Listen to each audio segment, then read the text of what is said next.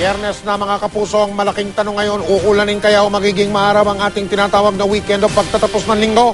Alamin natin mula sa eksperto, ang ating resident meteorologist. Walang iba kundi si Ginoong Nathaniel Cruz Mangtani. Mike, base nga dito sa ating titingnang satellite animation, bahagyang nawala yung kaulapan dito sa may Northern Luzon at ito ay sanhi ng unti-unting paghina ng hanging habagat sa may West Philippine Sea. Bagamat magdadala pa rin yan ng kalat-kalat na dagliang pagulan na may pagkulog at pagkidlat, lalong-lalo na sa Northern at Central Luzon.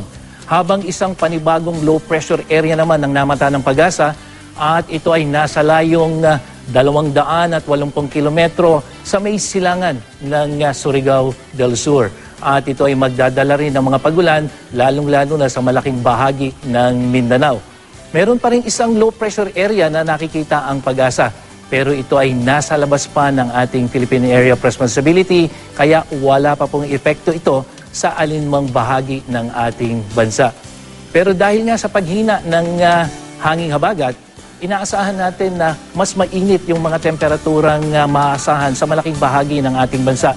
Itong nakikita nating kulay red-orange, ibig sabihin yan mga 30 degrees Celsius ang maranasan, lalong-lalo na pagsapit ng tanghali hanggang alas 3 ng hapon.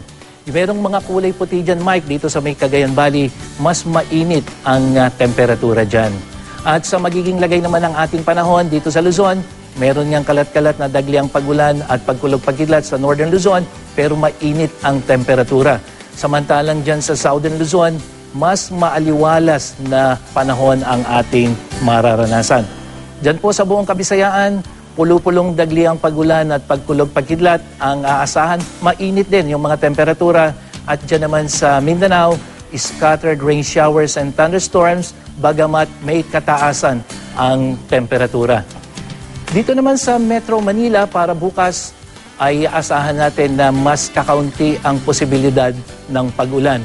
At para nga bukas, araw ng Sabado, bukas po, mainam na maglaba at magsampay tayo dahil matutuyo agad ang ating mga damit sa tindi ng sikat ng araw.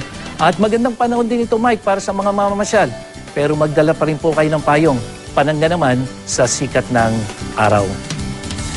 Ano man ang panahon, magplano, magsiguro, makibalita sa GMA Weather. Ako po si Nathaniel Cruz para sa I Am Ready, serbisyong totoo ng GMA News.